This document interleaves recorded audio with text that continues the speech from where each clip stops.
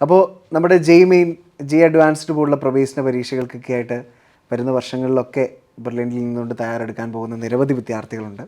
അവർക്കെല്ലാം മാതൃകയാക്കാവുന്ന ഒരു വ്യക്തിത്വമാണ് നമ്മുടെ ശ്രീറാം. അതുപോലെ തന്നെ ഇന്ന് ശ്രീറാമിനോടൊപ്പം ഇരിക്കുന്നത് ശ്രീറാമിൻ്റെ മാതാപിതാക്കളാണ്. ഇവർ വളരെ സന്തോഷത്തോടുകൂടി ഇന്ന് ബെർലിനിലേക്ക് കടന്നു വന്നിരിക്കുകയാണ്.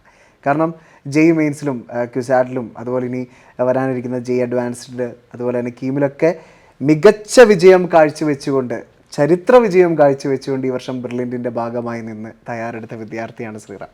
അപ്പോൾ ഒത്തിരി അവർക്ക് ഒരുപാട് കാര്യങ്ങൾ ബെർലിൻ്റെ എങ്ങനെ ഈ ഒരു വഴിത്താരയിലേക്ക് അല്ലെങ്കിൽ ഈ ഒരു വിജയത്തിലേക്ക് ശ്രീറാമിനെ നയിച്ചു, അതിൽ പേരൻസിന് എത്രമാത്രം അവരുടെ ഒരു സപ്പോർട്ടിങ് എങ്ങനെയായിരുന്നു, ഈ ലക്ഷ്യം നേടിയെടുക്കാൻ വേണ്ടിയിട്ട് നമ്മളെയൊക്കെ ഏറ്റവും അധികം സപ്പോർട്ട് ചെയ്യുന്നത് നമ്മുടെ മാതാപിതാക്കൾ എന്ന് പറയുന്നതാണ് അല്ലേ. അപ്പോൾ ഇവർക്ക് രണ്ടുപേർക്കും ഒരുപാട് കാര്യങ്ങൾ പറയാനുണ്ട് ശ്രീറാമിനെ മോൾഡ് ചെയ്തെടുത്തതിൽ അല്ലേ. അപ്പോൾ സാർ എങ്ങനെയാണ്, പേര്, എന്ത് ചെയ്യുന്നു, അതൊക്കെ ഒന്ന് പരിചയപ്പെടുത്തും. എൻ്റെ പേര് രാധാകൃഷ്ണൻ എന്നാണ്. ഞാൻ ഡിപ്പാർട്ട്മെൻറ്റ് ഓഫ് ആറ്റോമിക് എനർജിയിൽ കൽപ്പാക്കത്തിൽ വർക്ക് ചെയ്യുകയാണ്. ഓക്കെ. അവിടെ റിയാക്ടർ ഡിസൈൻ ആൻഡ് ടെക്നോളജി ഗ്രൂപ്പിലാണ് വർക്ക് ചെയ്യുന്നത്. വൈഫിൻ്റെ പേര് ശ്രീരേഖ. ഓക്കെ. ഞങ്ങൾ ഫാമിലി ആയിട്ട് അവിടെ ഡിപ്പാർട്ട്മെൻറ്റ് ഓഫ് ആറ്റോമിക് എനർജിയുടെ ടൗൺഷിപ്പിൽ ആണ് താമസിക്കുന്നത്. അപ്പോൾ ശ്രീരാമിൻ്റെ ഏർലി സ്കൂൾ ഡേയ്സ് എല്ലാം അവിടെ തന്നെയായിരുന്നു. ചെന്നൈയിലായിരുന്നു. അതെ, കൽപ്പാക്കം. അവൻ ത്രൂ ഔട്ട് അക്കാഡമിക് പീരീഡിൽ സ്കൂൾ ടോപ്പർ, ക്ലാസ് ടോപ്പറായിരുന്നു. ഓക്കെ. അപ്പോൾ ടീച്ചേഴ്സിനെല്ലാം വളരെ പെറ്റായിട്ടുള്ളൊരു സ്റ്റുഡൻ്റ് ആയിരുന്നു. എക്സ്ട്രീംലി ഹാർഡ് വർക്കിംഗ് ആയിരുന്നു. പുള്ളി ഹാർഡ് വർക്ക് നന്നായിട്ട് ചെയ്യുന്ന ആളാണ്. അപ്പോൾ നല്ല ഹാർഡ് വർക്കിംഗ് ആയിട്ടുള്ള സ്റ്റുഡൻ്റ് ആയിരുന്നു. നമ്മുടെ ടീച്ചേഴ്സിൻ്റെ ഓൾ ടൈം ഫേവറേറ്റ് ആയിരുന്നു പഠിക്കുന്ന ഒരു കാലഘട്ടത്തിലും ഒക്കെ ശ്രീറാം എന്നിപ്പോൾ സാറ് പറഞ്ഞു. അപ്പോൾ തീർച്ചയായിട്ടും ശ്രീറാമിൻ്റെ മനസ്സിൽ ശ്രീറാം എനിക്ക് തോന്നുന്നു IIT മദ്രാസാണ് സ്വപ്നം കാണുന്നത് അല്ലേ. അപ്പോൾ അങ്ങനൊരു ലക്ഷ്യമുണ്ടെന്നും ആ ഒരു ലക്ഷ്യത്തിലേക്ക് അവനെ എത്തിക്കണമെങ്കിൽ നമ്മുടെ ബെർലിൻ്റെ പോലുള്ള ഒരു എൻട്രൻസ് ഇൻസ്റ്റിറ്റ്യൂട്ടിലേക്ക് എത്തണമെന്നും ഒക്കെ ഉള്ളൊരു ചിന്ത, അല്ലെങ്കിൽ എങ്ങനെയാണ് ബെർലിനെ കുറിച്ചൊക്കെ അറിഞ്ഞ് ഇങ്ങോട്ട് എത്തിയത്? ഞാൻ ഇവന് ചില ടോപ്പിക്കുകളിൽ അല്പം ഡിഫിക്കൽട്ടി കഴിഞ്ഞ് ചെന്നൈയിലെ കോച്ചിങ് സെൻറ്ററിൽ പോകുമ്പോൾ ഉണ്ടായിരുന്നു. പക്ഷേ അത് കറക്റ്റായിട്ട് അഡ്രസ്സ് ചെയ്യുന്നതിനായിട്ടുള്ളൊരു ഓപ്പർച്യൂണിറ്റി അവിടെ ഉണ്ടായിരുന്നില്ല. അന്ന് ഓൺലൈൻ ക്ലാസ്സുകളായിരുന്നു നടന്നിരുന്നത്. ആ സമയത്ത് ഞാൻ ബ്രില്യനിലേക്ക് വിളിച്ച് ചോദിച്ചിരുന്നു. ബ്രില്യൻ്റെ വെബ്സൈറ്റൊക്കെ ഞാൻ വിസിറ്റ് ചെയ്യാറുണ്ടായിരുന്നു. അപ്പോൾ അതിൽ ബ്രില്യനിൻ്റെ ഒരു സൗത്ത് ഇന്ത്യയിലെ തന്നെ ഒരു മോസ്റ്റ് റിലയബിൾ ആയിട്ടുള്ള ഒരു ഇൻസ്റ്റിറ്റ്യൂട്ടായിട്ട് എനിക്ക് തോന്നിയിട്ടുണ്ട്. റിസൾട്ട് ഓറിയൻറ്റഡ് ആയിട്ടുള്ള. കാരണം ഇവിടുന്ന് ധാരാളം കുട്ടികൾക്ക് ഫിസിക്സ് ഒളിമ്പ്യാഡിലും മാത്തമാറ്റിക്സ് ഒളിമ്പ്യാഡിലും ഒക്കെ പ്രൈസ് എല്ലാം വാങ്ങിക്കുന്നുണ്ട്. അപ്പോൾ എനിക്ക് തോന്നുന്നു ഇങ്ങനൊരു ഇൻ ഫ്യൂച്ചർ എനിക്ക് റിപ്പീറ്റ് ചെയ്യേണ്ടി വന്നു കഴിഞ്ഞാൽ തീർച്ചയായിട്ടും എനിക്ക് വളരെ അടുത്തുള്ള ഏറ്റവും റിലയബിൾ ആയിട്ടുള്ള ഒരു ഇൻസ്റ്റിറ്റ്യൂട്ട് എന്ന് പറയാവുന്നത് ബെർലിൻ തന്നെയാണെന്നുള്ളത് ഞാൻ അന്നേ ഉറപ്പിച്ചിരുന്നു. കഴിഞ്ഞ വർഷം അവന് 5014 ആയിരുന്നു JEE അഡ്വാൻസ്ഡിൻ്റെ റാങ്ക്. അത് വെച്ചിട്ട് അവന് IIT ഗുവാഹത്തിയിൽ എഞ്ചിനീയറിംഗ് ഫിസിക്സിനായിരുന്നു സെലക്ഷൻ കിട്ടിയത്. മറ്റ് ഇപ്പോൾ പാലക്കാട് ഡാറ്റാ സയൻസ് കിട്ടുമായിരുന്നു, ധാരാളം ഇൻസ്റ്റിറ്റ്യൂട്ടുകൾ കിട്ടുമായിരുന്നു. പക്ഷേ എങ്കിലും അവൻ ഹാപ്പി ആയിരുന്നില്ല. അവൻ്റെ ആ സ്കോറിൽ കുറേ കൂടി ഇമ്പ്രൂവ് ചെയ്യാൻ പറ്റുമെന്ന് തോന്നി. അങ്ങനെ ഞങ്ങൾ വീണ്ടും ബിനോയ് സാറിനെ വിളിച്ചു. ബിനോയ് സാറാണ് അങ്ങനെയാണെന്നുണ്ടെങ്കിൽ വേറെ ഒന്നും ആലോചിക്കേണ്ടതില്ല, സൗത്ത് ഇന്ത്യയിൽ നിങ്ങൾക്ക് ഏറ്റവും റിലയബിൾ ആയിട്ടുള്ള ബ്രില്യൻ്റ് ആണെന്നാണ് പറഞ്ഞത്. എനിക്ക് വളരെ കോൺഫിഡൻസ് തോന്നിയ ഡിസ്കഷനായിരുന്നു. ഞാൻ ഏറ്റവും കൂടുതൽ സന്തോഷിക്കുന്ന എൻ്റെ ഒരു ഡിസിഷനാണ് ചേർത്തത് തീരുമാനം. അതുപോലെ തന്നെ കുട്ടികളുടെ വിജയത്തിൽ ഏറ്റവും കൂടുതൽ സ്വാധീനം ചെലുത്തുന്നത് നമ്മുടെ ഫാദറും മദറുമാണ്. പക്ഷെ എന്നാലും അമ്മ ഹൗസ് വൈഫാണ്. അപ്പോൾ ശ്രീറാം നമ്മുടെ കോവിഡിൻ്റെ ഒക്കെ സമയത്ത് ഏറ്റവും കൂടുതൽ വീട്ടിലൊക്കെ ആയിരുന്നൊരു സാഹചര്യം ഉണ്ട് അല്ലേ. പഠിച്ചു കഴിഞ്ഞ് ചില ദിവസങ്ങളിലൊക്കെ വീട്ടിലാണ് ഓൾമോസ്റ്റ്. അപ്പോൾ ഒരു പഠനമൊക്കെ അമ്മ ഒരുപാട് കണ്ടിട്ടുണ്ട്. അപ്പോൾ അമ്മയുടെ ഭാഗത്ത് നിന്ന് എന്തൊക്കെ അമ്മ പറഞ്ഞു കൊടുക്കുമായിരുന്നു? പഠിക്കണം അല്ലെങ്കിൽ അങ്ങനെയുള്ള കാര്യങ്ങളൊക്കെ പറഞ്ഞു കൊടുക്കുമായിരുന്നല്ലോ. അതിൽ അമ്മയുടെ ഒരു എഫേർട്ട് എന്തായിരുന്നു? ശ്രീറാമിന് പഠിക്കാൻ അങ്ങനെ നിർബന്ധിക്കേണ്ടിയൊന്നും വരാറില്ലായിരുന്നു. രാത്രി കൂടുതൽ ടൈം പഠിക്കും. രാത്രി കാലങ്ങളാണ് ഏറ്റവും കൂടുതൽ പഠിക്കാൻ ടൈം സ്പെൻഡ് ചെയ്യുന്നത്. രാവിലെ കുറച്ച് ലേറ്റ് ആയിട്ടാണ് അവൻ എണീക്കുക, പഠിക്കുകയൊക്കെ ചെയ്യുക. അപ്പോൾ പഠിക്കാനൊക്കെ മിടുക്കനായിരുന്നു ചെറുപ്പം തൊട്ട് തന്നെ. ടെൻഷൻ ഉണ്ടായിരുന്നു അവനെപ്പോഴും. എക്സാം എഴുതുമ്പോഴൊക്കെ ആ ടെൻഷനൊക്കെ കുറഞ്ഞത് ഇപ്പോൾ ബ്രില്യൻ്റിൽ വന്നതിന് ശേഷമാണ് എനിക്ക് തോന്നുന്നത്. അത്രയും സപ്പോർട്ടൊക്കെ ഉണ്ടായിരുന്നു. ആക്ച്വലി ഞങ്ങൾ രണ്ടുപേരും കൊടുക്കണേക്കാളും സപ്പോർട്ട് അവന് ഇവിടുന്ന് ഉണ്ടായിട്ടുണ്ട്. കാരണം ഞങ്ങൾ ടെൻഷൻ അടിക്കണ്ടെന്ന് പറയുമ്പോൾ അവനതങ്ങ് വിശ്വസിക്കില്ല. നിങ്ങൾ സമാധാനിപ്പിക്കാൻ പറയാമെന്ന് പറയും. പക്ഷെ ടീച്ചേഴ്സ് പറയുമ്പോൾ അവനതൊരു വിശ്വാസമായിരുന്നു. അതുപോലെ തന്നെ ഈ ഒരു IIT മദ്രാസ് എന്നുള്ളൊരു സ്വപ്നത്തെ കുറിച്ചൊക്കെ പറഞ്ഞിട്ടുണ്ട്, IIT ഡ്രീമിനെ കുറിച്ചൊക്കെ പറഞ്ഞിട്ടുണ്ടാവും. അവന് ചെറുപ്പത്തിൽ ഒരു 7th 8th തൊട്ട് തന്നെ അവന് IIT എന്നുള്ളത്, അവന് മാത്സ് ഇൻട്രസ്റ്റ് ആയിരുന്നു. ഇവിടെ മാത്സ് ഫിസിക്സ് തന്നെയായിരുന്നു. ബയോളജി ഞങ്ങൾ പറയുമായിരുന്നു ബയോളജി എടുക്കാൻ ഞങ്ങൾക്കൊരു താല്പര്യം ഉണ്ടായിരുന്നു. പക്ഷെ ശ്രീറാമിന് മാത്സ് ആയിരുന്നു ഇഷ്ടം. ചെറുപ്പത്തിൽ അവൻ IIT തന്നെയായിരുന്നു പറഞ്ഞുകൊണ്ടിരുന്നത്. പ്രത്യേകിച്ച് അവന് ചെന്നൈ IIT മദ്രാസ് IIT തന്നെയാണ് അവൻ്റെ ആഗ്രഹവും ലക്ഷ്യവും. ആൻഡ് ഫൈനലി അത് ഡ്രീം കം ട്രൂ അല്ലേ, അത് സാധ്യമാകാൻ പോകുന്നു. അപ്പോൾ അച്ഛനാണെങ്കിലും അമ്മയാണെങ്കിലും ഇപ്പോൾ പങ്കുവെച്ചു IIT മദ്രാസ് എന്ന് പറയുന്നൊരു ലക്ഷ്യം മുൻകൂട്ടി കണ്ടുകൊണ്ട് തന്നെയാണ് ശ്രീറാം മുന്നോട്ട് പോയിരുന്നത്. കാരണം ആദ്യ തവണ അറ്റംപ്റ്റ് ചെയ്ത സമയത്ത് IIT ഗുവാഹട്ടിയിലൊക്കെ കിട്ടാനുള്ള ചാൻസസ് ഉണ്ടായിരുന്നു. പക്ഷേ എൻ്റെ മകൻ്റെ ലക്ഷ്യം അതായിരുന്നില്ല. അവൻ്റെ ഒരു ആഗ്രഹം IIT മദ്രാസ് ആയിരുന്നു. അതുകൊണ്ട് തന്നെ ആ ഒരു ലക്ഷ്യത്തിലേക്ക് എത്താൻ വേണ്ടിയിട്ട് ബെർലിനിലേക്ക് എത്തിച്ചു. ആൻഡ് ഇപ്പോൾ ഈ ഒരു വർഷക്കാലം കഴിഞ്ഞു, വളരെ ഹാപ്പി ആയിട്ട് നിൽക്കുന്നു. നല്ലൊരു സ്കോർ കരസ്ഥമാക്കാൻ സാധിക്കുന്നുണ്ട് ഇതുവരെ വന്ന റിസൾട്ടുകളിലെല്ലാം. അപ്പോൾ ഈ ഒരു IIT മദ്രാസ് എന്ന് പറയുന്നൊരു ലക്ഷ്യം അതിലേക്ക് എത്തിച്ചേർന്നത് അതെങ്ങനെയാണ് കണ്ടുപിടിക്കുന്നത്, അല്ലെങ്കിൽ അതിലേക്ക് എത്തണം, എന്തുകൊണ്ടാണ് IIT മദ്രാസ് വ്യത്യസ്തമാകുന്നതൊക്കെ നമ്മൾ സ്വയം വിലയിരുത്തിയിട്ടുണ്ടാവുമല്ലോ, അതിനെക്കുറിച്ചൊക്കെ എന്താണ് പറയുക? അപ്പോൾ ഞാൻ എൻ്റെ പ്രിപ്പറേഷൻ തുടങ്ങിയ സമയത്ത്, അല്ലെങ്കിൽ IIT എന്ന് പറഞ്ഞ സ്വപ്നം കണ്ട സമയത്ത്, ആ സമയത്ത് എനിക്കിങ്ങനെ ഒരു ഫേവറേറ്റ് ആയിട്ട് അങ്ങനെ എനിക്ക് ആ സമയത്ത് അത്ര ഐഡിയ ഉണ്ടായിരുന്നില്ല കാര്യങ്ങളെപ്പറ്റി. അപ്പോൾ എനിക്ക് 5 IITs, top 5 IITs in India, അതിൽ 5-ൽ ഏതെങ്കിലും ഒന്നിൽ എനിക്ക് അഡ്മിഷൻ കിട്ടുന്ന തുടക്കം ഉണ്ടായിരുന്നത്. പിന്നെ ഞാൻ പഠിച്ചത് ചെന്നൈയിലായിരുന്നു. അപ്പോൾ എൻ്റെ ഓൾമോസ്റ്റ് ചൈൽഡ്ഹുഡ് ഫുൾ ടൈം ചെന്നൈയിൽ തന്നെയായിരുന്നു. അപ്പോൾ ഇടയ്ക്കിടയ്ക്ക് റെയിൽവേ സ്റ്റേഷനോ അല്ലെങ്കിൽ എവിടെയെങ്കിലുമൊക്കെ പോകുമ്പോൾ അച്ഛൻ, ഞങ്ങളെ ബസ് പോകുമ്പോഴും അച്ഛൻ കളിച്ചു, ഓക്കെ ഇതാണ് IIT മദ്രാസ് അച്ഛൻ കളിച്ച് തരുമായിരുന്നു. അപ്പോൾ മുതൽ കണ്ടു തുടങ്ങിയതാണ്. പിന്നെ എൻ്റെ കുറേ ഫ്രണ്ട്സ് IIT മദ്രാസിൽ ജോയിൻ ചെയ്തായിരുന്നു കഴിഞ്ഞ വർഷം. സോ ഞാൻ റിപ്പീറ്റ് ചെയ്യുന്ന സമയത്ത് അവർ IIT മദ്രാസിൽ കയറിയായിരുന്നു. എനിക്ക് കഴിഞ്ഞ വർഷം ഉണ്ടായിരുന്ന ചോയ്സസും എനിക്ക് അങ്ങനെ, ഞാൻ വളരെ ഹാപ്പി ആയിരുന്നില്ല. എനിക്ക് വേണ്ടിയിരുന്ന ഒരു ഇലക്ട്രിക്കൽ എഞ്ചിനീയറിംഗ്, എനിക്ക് ഇലക്ട്രിക്കൽ എഞ്ചിനീയറിംഗ് പഠിക്കണമെന്നായിരുന്നു എൻ്റെ ഒരു ആഗ്രഹം.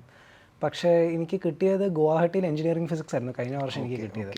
പിന്നെ മദ്രാസിൽ എനിക്ക് കിട്ടിയത് സിവിലായിരുന്നു. സോ എനിക്ക് മദ്രാസ് സിവിൽ എടുത്തിട്ട് ബ്രാഞ്ച് ചേഞ്ച് അങ്ങനത്തെ ഒരു റിസ്ക്, അതൊരു റിസ്ക്കാണ്, റിപ്പീറ്റ് എടുക്കണം, അതിനും വലിയ റിസ്ക്കാണ്. അപ്പോൾ രണ്ടും റിസ്കി ഓപ്ഷൻസ് ആയിരുന്നു. അപ്പോൾ ആ സമയത്ത് ഞാൻ പിന്നെ ഡിസൈഡ് ചെയ്തു, ഞാൻ ഇത്ര നാൾ കഷ്ടപ്പെട്ട് പഠിച്ചത് ഇതിനു വേണ്ടിയായിരുന്നു.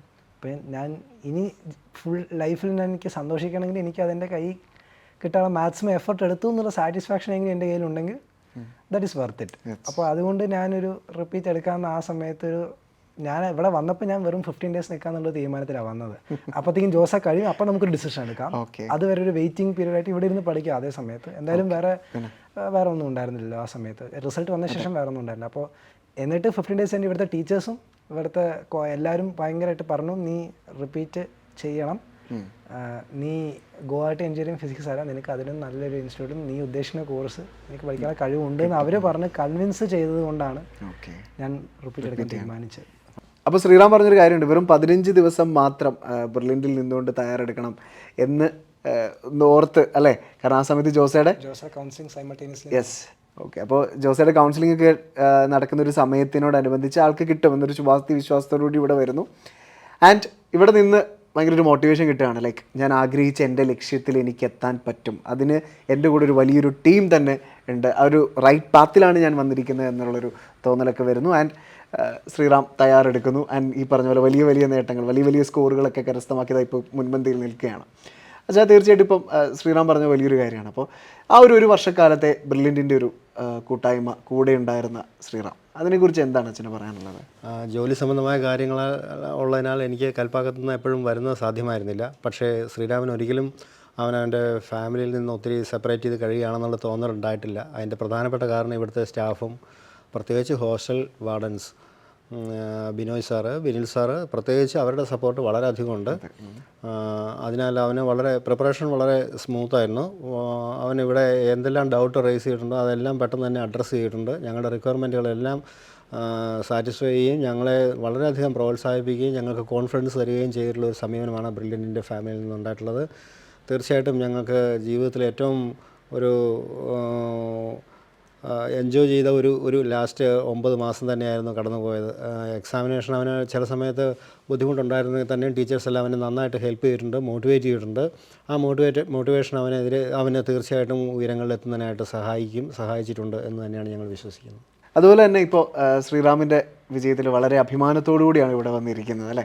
അപ്പോൾ നമ്മുടെ ഈ ഒരു ഫ്യൂച്ചർ റിപ്പീറ്റേഴ്സിനോട് എന്താണ് അച്ഛന് പറയാനുള്ളത് ഒരു പേരൻ്റ് എന്ന നിലയിൽ? തീർച്ചയായിട്ടും എനിക്ക് തോന്നുന്നു സൗത്ത് ഇന്ത്യയിൽ ഏറ്റവും റിലയബിൾ ആയിട്ടുള്ള നിങ്ങൾക്ക് കോൺടാക്റ്റ് ചെയ്യാവുന്ന ഒരു ഇൻസ്റ്റിറ്റ്യൂട്ട്, തീർച്ചയായിട്ടും നിങ്ങൾക്ക് പഠിക്കാവുന്ന ഒരു ഇൻസ്റ്റിറ്റ്യൂട്ട് ബ്രില്യൻ്റ് ആണെന്നുള്ളത് തന്നെയാണ്. അതിൽ യാതൊരു സംശയമില്ല. കാരണം ഞങ്ങളുടെ മുമ്പിലുണ്ടായിരുന്ന അടുത്ത ഓപ്ഷൻ എന്ന് പറഞ്ഞാൽ കോട്ടയിൽ അയക്കുക എന്നുള്ളതാണ്. കോട്ടയിലേക്ക് ഫ്ലൈറ്റ് കണക്ഷൻ ഇല്ല.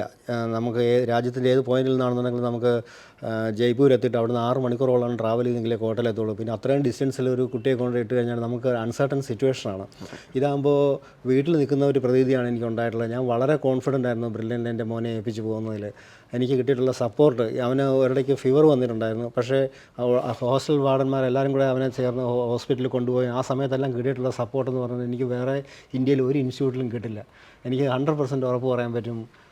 നിങ്ങൾ റിപ്പീറ്റ് ചെയ്യാൻ ആഗ്രഹിക്കുന്നുണ്ടെങ്കിൽ, ധാരാളം അംബീഷ്യസ് ആയിട്ടുള്ളൊരു സ്റ്റുഡൻ്റാണ്, ഹാർഡ് വർക്ക് ചെയ്യാൻ തയ്യാറാണെന്നുണ്ടെങ്കിൽ നിങ്ങൾക്ക് സൗത്ത് ഇന്ത്യയിലെ ഏറ്റവും വിശ്വസിക്കാവുന്നൊരു സ്ഥാപനമാണ് ബ്രില്യൻറ്റ്. അതിൽ യാതൊരു സംശയമില്ല. അപ്പം ബ്രില്യൻറ്റിലേക്ക് കടന്നു വരുന്ന എല്ലാ വിദ്യാർത്ഥികളോടൊപ്പം എല്ലാ കാലവും ഈ ഒരു 40 വർഷക്കാലമായിട്ടും ബ്രില്യൻറ്റ് ചെയ്തു വരുന്ന അല്ലെങ്കിൽ കണ്ടുവരുന്നൊരു കാര്യമാണ്. ഒരു ഹോംലി അറ്റ്മോസ്ഫിയറോടുകൂടി തന്നെയാണ് അച്ഛൻ പറഞ്ഞ പോലെ ബ്രില്യൻറ്റിലേക്ക് വരുന്ന ഓരോ വിദ്യാർത്ഥിയോടൊപ്പം എല്ലാ കാലവും ബ്രില്യൻറ്റ് ടീം നിൽക്കാറുള്ളത്.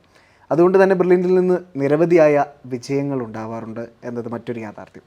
അതുപോലെ തന്നെ എനിക്ക് തോന്നുന്നു ശ്രീറാം വളരെ സന്തോഷത്തിലാണ്. ഇപ്പോൾ ഒരുപാട് നാളുകൾക്ക് ശേഷം വീട്ടിലേക്ക് വന്നു. അപ്പോൾ വീട്ടിലേക്ക് എത്തി, അതായത് ഇതിനിടയിൽ വീട്ടിലേക്കൊന്നും വന്നിട്ടില്ല. എനിക്ക് തോന്നുന്നു ഈ ഒരു കോഴ്സ് കാലയളവ് മുഴുവൻ ബ്രില്യൻറ്റിൽ തന്നെയായിരുന്നു അല്ലേ? ഓക്കെ. അപ്പോൾ ഇതിന് ശേഷം വീട്ടിലേക്ക് എത്തുന്നു. അപ്പോൾ ആ ഒരു വീട്ടിൽ വന്നിട്ട് ബ്രില്യൻറ്റിനെ കുറിച്ചൊക്കെ പറഞ്ഞ് നമ്മളോട് ഒരു എക്സ്പ്ലനേഷനൊക്കെ ഉണ്ടാവില്ല, അല്ലെങ്കിൽ മിസ്സിങ് ദ ബ്രില്യൻറ്റ് ഡേയ്സ് എന്ന് പറയുന്ന കാര്യങ്ങളൊക്കെ പറഞ്ഞിട്ടുണ്ട്. അതിനെക്കുറിച്ചൊക്കെ എന്താണ് ശ്രീറാം പറഞ്ഞിരിക്കുന്നത്? ശ്രീറാം ഇനി തീർച്ചയായിട്ടും ഓരോ വെക്കേഷൻ വരുമ്പോഴും ബ്രില്യൻറ്റിൽ വരണം, നാട്ടിൽ വരുമ്പോഴെല്ലാം ബ്രില്യൻറ്റിൽ വരണം. ഇവിടെ ഉയർന്ന ചിന്തകളുമായിട്ട് ധാരാളം അംബീഷ്യസ് ആയിട്ടുള്ള സ്റ്റുഡൻസ് അപ്പോഴും ഇവിടെ രാവ് പകലാക്കി പഠിക്കുന്നുണ്ടാകും. അവരെ എല്ലാം കാണണം, അവർക്കെല്ലാം മോട്ടിവേഷൻ കൊടുക്കണം. പിന്നെ ഇവരുടെ ഫാക്കൽറ്റികളെല്ലാം കാണണം. പ്രത്യേകിച്ച് ബിനോയ് സാറ്, ബിനിൽ സാറിനെ എല്ലാവരെയും കണ്ട്, ഹോസ്റ്റൽ വാർഡൻസിനെ എല്ലാവരെയും കണ്ടിട്ട്, അതിൽ പേരെടുത്ത് പറയാനാണെങ്കിൽ ധാരാളം പേരുണ്ട്. Deepak sir, Yadu sir, Arun sir, Praveen sir, Anil sir, ധാരാളം പേര്. ഇതിന് ഹോസ്റ്റലിലുള്ള ലൈബ്രറി സ്റ്റാഫുകളാണെന്നുണ്ടെങ്കിൽ, അല്ലെങ്കിൽ ഹോസ്റ്റലിൽ ഭക്ഷണം പാചകം ചെയ്യുന്നവർ വരെ ഇവനെ ബെന്നിച്ചേട്ടൻ വളരെയധികം മോട്ടിവേറ്റ് ചെയ്യുകയും ഇവൻ്റെ ടെൻഷനെല്ലാം ഒഴിവാക്കുന്നതിനായിട്ട് ഇവനെ സഹായിക്കുകയും ചെയ്തിട്ടുള്ളവരാണ്. ഇങ്ങനെ ഒരു അടിമുടി പോസിറ്റീവായിട്ടുള്ള ഒരു അന്തരീക്ഷമുള്ള ഒരു ഹോസ്റ്റലോ അല്ലെങ്കിൽ ഒരു അക്കാഡമിക് എൻവയോൺമെൻറ്റോ എനിക്ക് വേറെ എങ്ങും ഇമാജിൻ ചെയ്യാൻ പറ്റില്ല. അത് കാരണം ഞാൻ വളരെ ഹാപ്പിയാണ് ഞാൻ എടുത്ത തീരുമാനത്തിൽ. അപ്പോൾ ശ്രീറാം, ഈ വർഷത്തെ നമ്മൾ കരസ്ഥമാക്കിയ സ്കോർ ഇപ്പോൾ വരെ വന്നിരിക്കുന്ന റിസൾട്ട് അടിസ്ഥാനത്തിലൊന്ന് പറയാം. ഫസ്റ്റ് അറ്റംപ്റ്റ് ജെയ്മെയിനിൽ എനിക്ക് 99.94% സെക്കൻഡ് അറ്റംപ്റ്റ് ജെയ്മെയിൻ ഞാൻ എഴുതിയില്ലായിരുന്നു.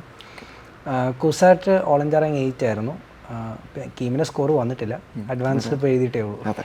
അപ്പോൾ എല്ലാം വരാനിരിക്കുന്നു. അതിലുമൊക്കെ നല്ല മികച്ച വിജയം നമുക്ക് നേടിയെടുക്കാൻ സാധിക്കും, നല്ലൊരു സ്കോറൊക്കെ നേടാം അല്ലേ? യെസ്, വളരെ കോൺഫിഡൻ്റ് ആണ് ശ്രീറാം. അപ്പോൾ ഇതുപോലെ തന്നെ ഈ ഒരു പേരൻസിൻ്റെ സന്തോഷം നിങ്ങൾ കണ്ടില്ല. അവർ ആത്മാർത്ഥമായിട്ട് ആഗ്രഹിച്ചു, എല്ലാവരും ഒന്നടങ്കം ആഗ്രഹിച്ചു, ശ്രീറാമും ആഗ്രഹിച്ചു. അപ്പോൾ ഈ ഒരു നമ്മുടെ പൗലോ കൊയ്ലോ പറയുന്ന പോലെ ഈ ഒരു പ്രകൃതി മുഴുവൻ ആളുടെ ഒരു സ്വപ്നം സാധ്യമാകുന്നതിന് വേണ്ടി ആളോടൊപ്പം നിന്നു. അപ്പോൾ നന്നായിട്ട് ആത്മാർത്ഥമായി പഠിച്ചത് കൊണ്ട് തന്നെ നല്ല നല്ല സ്കോറുകളൊക്കെ നേടി ശ്രീറാം ആഗ്രഹിച്ചതുപോലെ തന്നെ IIT മദ്രാസിലേക്ക് പ്രവേശിക്കാൻ ശ്രീറാമിന് സാധിക്കട്ടെ എന്ന് ആത്മാർത്ഥമായി ആശംസിക്കുന്നു. Thank you so much. Entrance സംബന്ധമായ വാർത്തകളും അപ്ഡേഷനുകളും ഏറ്റവും വേഗം ആധികാരികമായി അറിയാൻ ബ്രില്യൻറ്റ് സ്റ്റഡി സെന്റർ പാല യൂട്യൂബ് ചാനൽ സബ്സ്ക്രൈബ് ചെയ്യുക, ബെൽ ഐക്കൺ അമർത്തുക. ഈ വീഡിയോ മറ്റ് സുഹൃത്തുക്കളിലേക്കും ഷെയർ ചെയ്ത് നൽകുക.